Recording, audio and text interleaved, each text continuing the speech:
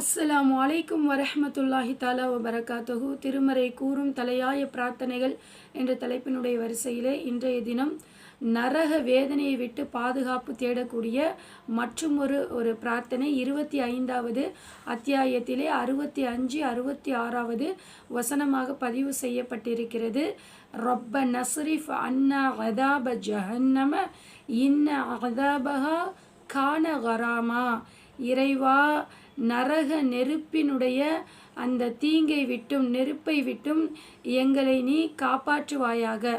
நரக நெருப்பினுடைய அந்த வேதனையை விட்டும் எங்களை காப்பாற்றுவாயாக. நிச்சயமாக அதனுடைய வேதனை என்பதாகிறது நிரந்தரமானதாக இருக்கிறது என்ற ஒரு முக்கியமானதொரு பிரார்த்தனை. எனவே இந்த பிரார்த்தனை தொடர்ச்சியாக செய்து பாதுகாப்பு பெற்றுக்கொள்வோமாக.